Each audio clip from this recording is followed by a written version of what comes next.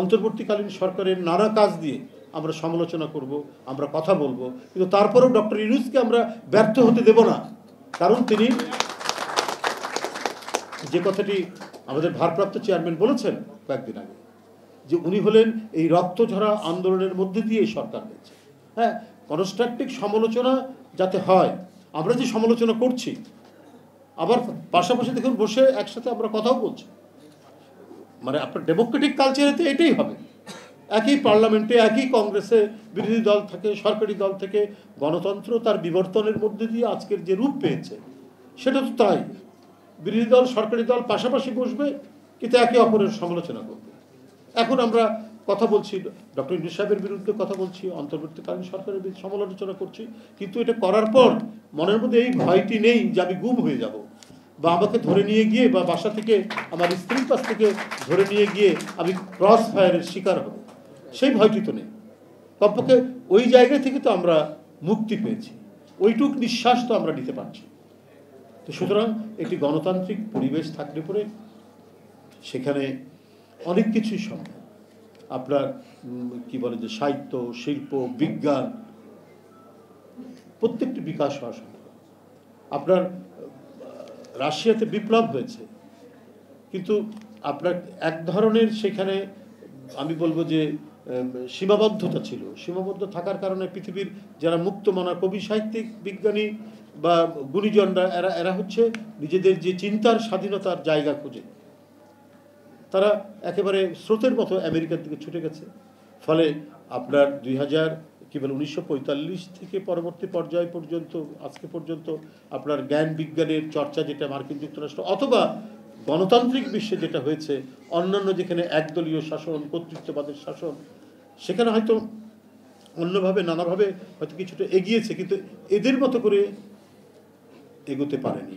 এবং নাগরিক স্বাধীনতা যেখানে নিশ্চিত হবে, যেখানে সেই নিশ্চয়তাটুকু থাকবে, সেখানে অনেক কিছুই করা সম্ভব হবে। এমনকি সবচেয়ে যে দুর্ভিক্ষের কথা এখানে আলোচনা করা হলো, সেই দুর্ভিক্ষও আপনার মোকাবেলা করা যায়, নিরসন করা যায়, দুর্ভিক্ষে ঠেকানো যায় আপনার যেখানে নাগরিক স্বাধীনতা নিশ্চিত আছে, তথ্যের অবাধ প্রবাহ আছে।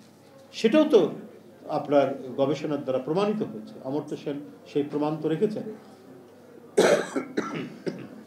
কিন্তু আমার অবাক লাগে, এই কথা বলেই আমি শেষ করব, যে আমার অবাক লাগে যে ভারতের মতো একটি গণতান্ত্রিক দেশে এমন নির্লজ্জের মতো ওখানকার মিডিয়া, কিছু সাংবাদিক ওই একই ধরনের বয়ান তৈরি করছে। শেখ হাসিনা যেমন করেছেন, সে এক ফ্যাসিস্টের পক্ষ অবলম্বন করে বয়ান তৈরি করছে, এবং তাদের মনে হচ্ছে অনেক দিনের গুপ্তধন তারা যেটা মানে সঞ্চয় করেছে, সেই গুপ্তধন যেন হাতছাড়া হয়ে গেছে। সেই গুপ্তধনের উপর মনে হচ্ছে যে একটা দানব বোধহয় শুয়ে আছে তাদের কথার মধ্যে, আমরা এইটা মনে হচ্ছে আর কি।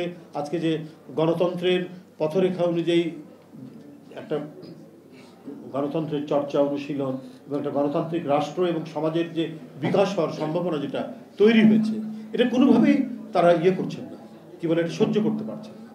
শুধুমাত্র শেখ হাসিনার মুক্তি, এটা কেন?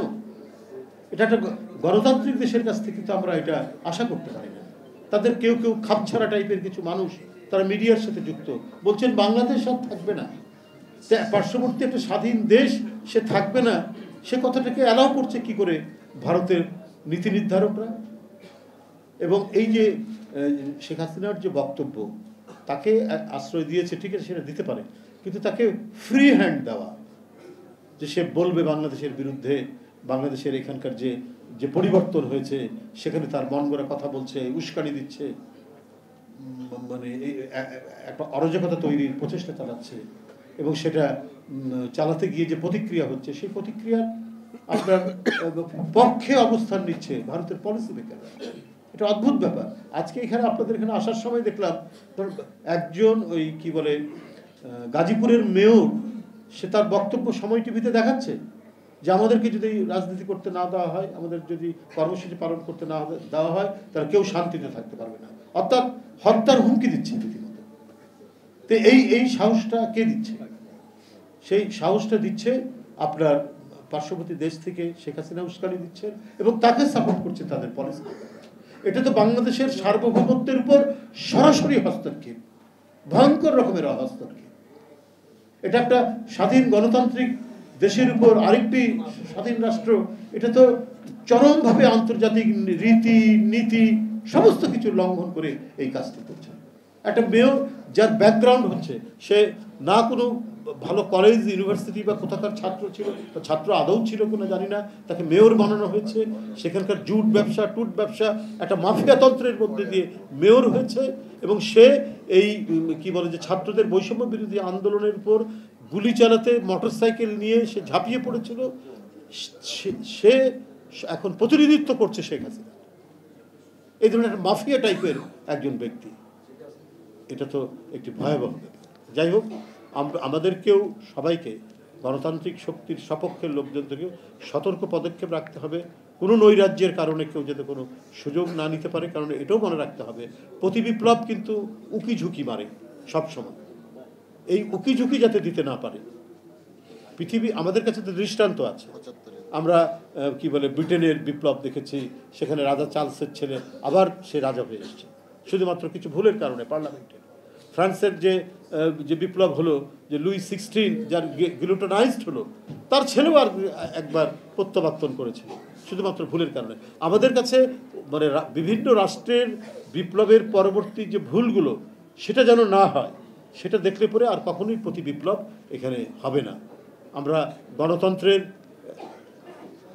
রাস্তা দিয়ে আমরা এগিয়ে যাব এবং দেশ বিরোধী, গণতন্ত্র বিরোধী এবং আমাদের সার্বভৌমত্ব বিরোধী, আমাদের ইতিহাস সংস্কৃতি আবহমান বাংলার যা কিছু আছে সেইটার চর্চা অনুশীলন এবং সেটিকে নিয়ে আমাদের এগিয়ে যাওয়ার ক্ষেত্রে আমরা কখনোই অন্যের হস্তক্ষেপকে মেনে নেব না। আমার মনে হয়েছে সেই সময় যারা প্রেস ক্লাবের কর্তৃপক্ষ ছিলেন তারা খুব দ্রুত গতিতে খবর দিয়ে এখানে আমাকে যাতে দ্রুত ধরে নিয়ে যাওয়া যায় সেই ব্যবস্থাই করেছেন সরকারের সাথে কথা বলতে, যাতে বিকেলে বিএনপির কর্মসূচিটা না হয়। তো এই ছিল আপনার সামগ্রিক মানে পরিস্থিতি। তা আমি এই গ্র্যাফিতির কথা আসতে আমি এই কথাগুলোর এখানে উল্লেখ করলাম, যেতে আমাকে একটু ওই ঘটনার কথা অবতারণা করতে হলো। তো যখন মানে আমরা বেরিয়ে আসব তার একদিন আগে পর্যন্ত আমরা রিমান্ডে ছিলাম, 9 দিন টানা রিমান্ড। এর আগে 2015 সালে তো 15 দিন একটানা ছিলাম, 35 দিন একটানা ছিলাম, আর এবারে 9 দিন একটানা রিমান্ড। আরও আমাদের অনেক নেতাকর্মীরা এটা ছিল। কিন্তু যেদিন 2 কি 3 তারিখে দেখি পুলিশ একটু ভালো ব্যবহার করছে, তখন মনে হলো যে বোধহয় হাসিনা আর থাকবে না, একটু চাটা খেতে দেয় এটা মনে হলো। তো যাই হোক, আমাদের রিমান্ড শেষ হয়নি। 4 তারিখে রিমান্ড থাকা অবস্থায় আমাদেরকে কোর্টে নিয়ে আসলো এবং কোর্ট থেকে কারাগারে, কারফিউ চলছে যাক, সেটি একটি মানে অন্য ঘটনা। তো আমার কাছে যেটা মনে হয়েছে, যে কোনো আন্দোলনের সফলতার উপর সফলতা নির্ভর করে তাদের মানে সাংস্কৃতিক কর্মীরা, অর্থাৎ এই অগ্রবাহিনীরা কেমন করছে। এবং আমার এবারও মনে হয়েছে, 71 সালের ঘটনার সম্পূর্ণ মনে না থাকলেও কিছু তো মনে আছে। 5-6-এ পড়ি, তখন তো অনেক ঘটনায় চোখের সামনে দেখেছি কিভাবে আপনার হারমোনিয়াম, আগে তো প্রভাত ফেরিগুলোতে পিছনের দিকে গলায় হারমোনিয়াম ঝোলানো থাকে, এবং 69, 70, 71 সালের 21শে ফেব্রুয়ারিগুলোতেও দেখেছি যে স্বাধীনতার গান হচ্ছে, 21শে ফেব্রুয়ারির গান হচ্ছে, পিছনে হারমোনিয়াম বাজাতো আর মৃদু স্বরে গান গাইতে গাইতে সব শহীদ মিনারের দিকে যেত, বা ওই কি বলে অসহযোগ আন্দোলনের কর্মসূচিগুলো হচ্ছে। তো এবারও আমার কাছে মনে হয়েছে যে যারা এই গ্রাফিতির এই কাজটি করেছেন, অসাধারণ এই কাজটি করেছেন যে ছেলেরা, যে মনের উদ্যম নিয়ে, আমার হচ্ছে এই কারণেই আন্দোলন সফল হয়েছে। যে ব্যাপক আন্দোলনের কোনো সাংস্কৃতিক কর্মকাণ্ড থাকে না, শিল্প সাহিত্যের মানে অবদান থাকে না, সেটা কখনোই সফল হয় না। এবং বিপ্লব দীর্ঘজীবী হয়, বেঁচে থাকে যে তার পিছনে একটা মানে সাংস্কৃতিক প্রাণ থাকে। এই প্রাণের কারণেই সেটা বেঁচে থাকে, যেটা বিভিন্ন একজন বিপ্লবীর কথা থেকে আমি বললাম, পৃথিবীর বিভিন্ন ক্ষেত্রেই সেটা ঘটেছে। সিভিল ওয়ারের সময় যদি আপনার ওই যে গন অফ দ্য উইন্ড যে উপন্যাসের উপর ভিত্তি করে রচনা করা হয়েছে, অথবা আমরা যদি দেখি যে সমস্ত বিপ্লবের কোনোটা হয় পরবর্তীতে সাহিত্যে বিরাট অবদান রেখেছে, অথবা সেই সমকালীন সময়ে তাদের গান, তাদের উপন্যাস, তাদের লেখনী বিরাট অবদান রেখেছে। যদি রাশিয়ার বিপলে মাইকোভস্কি, অস্ত্রোভস্কি, গোর্কির জন্ম না হতো, তাহলে কমপক্ষে 70 বছর সমাজতন্ত্র টিকত না। কারণ এইরকম মানে বিশ্বমাপের কবি সাহিত্যিকদের জন্ম হয়েছিল বলেই এটা টিকে থেকেছে। পরবর্তীতে যারা এই বিপ্লবের নায়ক ছিলেন বা যারা পরে কন্টিনিউ করেছেন, তাদের বহু ভুল ত্রুটির কারণে এবং মানুষের যে স্বাধীনতা, নাগরিক স্বাধীনতা, এগুলো নিয়ে কোনো ভ্রান্তি তাদের মধ্যে থাকতে পারে, যার কারণে পরে এরা টেকাতে পারেনি। কিন্তু আরও অনেক, ফরাসি বিপ্লব আজও তো পৃথিবীর পথ প্রদর্শক, কিন্তু সেখানে লা মিজারেবলের মতো উপন্যাস, আরও কত উপন্যাস, কবিতা ওইটা দিয়ে তৈরি হয়েছে। তো আমার মনে হয় রাজীবের এই যে অবদান, যে কাজটি করেছে, মানে আজকে সেটাকে সে একটা গ্রন্থের আকারে নিয়ে এসে এটা দ্রুত সাধারণ মানুষের মধ্যে এটা ছড়িয়ে পড়বে। তো এই জন্য যে কন্ট্রিবিউশনটা রেখেছে বৈষম্য বিরোধী ছেলেরা, তাদের চিন্তা চেতনা থেকে, কেউ আমরা বলেছি বলে আমার ধারণা, অন্য কেউ বলতে পারে, কিন্তু তারা যে কাজটি করেছে এটা একটা বিশাল অবদান এটা রাখবে। আমাকে অনেকেই বলেছিলেন, যেমন শেখ হাসিনা আছেন, যে আপনাদের কই, লেখক কবি সাহিত্যিক কই? আমাদের তো আর না, মানে আন্দোলনের পক্ষে আর কই? দেখেন ওদের জাফর ইকবাল আছে, তারপরে কত কে, মুনতাসির মামুন, এই সে আছে। দেখুন, মানে নাৎসিদেরও কিন্তু বা ফ্যাসিস্টদেরও কিন্তু কবি সাহিত্যিক থাকে এবং বড় মাপের থাকে, কিন্তু ন্যায়ের বিচারে, মানবিকতার বিচারে কি, এইটা আবার ইতিহাস নির্ধারণ করে দেয়। এজরা পাউন্ডের মতো বিখ্যাত কবি, এবং যার পত্রিকা পোয়েট্রি, যেখানে একটি কবিতা ছাপলে পরে সে মানে পৃথিবী বিখ্যাত কবি হয়ে যায়, কি আমেরিকা কি ইংল্যান্ডে। আপনার টি.এস. এলিয়ট বলেন, তারপরে ইয়েটস বলেন, যারা গর্ববোধ করতো এজরা পাউন্ডের পোয়েট্রি পত্রিকায় তার একটা কবিতা ছাপা হলে পরে, সেই এজরা পাউন্ড সাপোর্ট করেছেন হিটলারকে, নাৎসিকে করেছিলেন দ্বিতীয় বিশ্বযুদ্ধের সময়, এবং তারা একটা বয়ানও তৈরি করেন।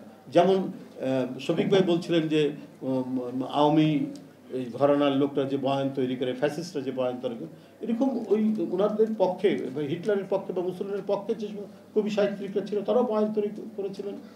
আপনার এজরা পাউন্ড বয়ান তৈরি করেছেন যে ইউরোপ এখন ঝঞ্ঝা বিক্ষিপ্ত, বিভেদে একেবারে পরিপূর্ণ, এখানে একজন শক্ত ডিক্টেটর দরকার, এই কারণেই হিটলারকে সমর্থন করছে। এবং আমেরিকা থেকে অনেক কবি সাহিত্যিক হিটলারের সাথে দেখা করতে এসছে ওই সময়, যে সাদাদের মধ্যে একটা দরকার, একজন ডিক্টেটর দরকার।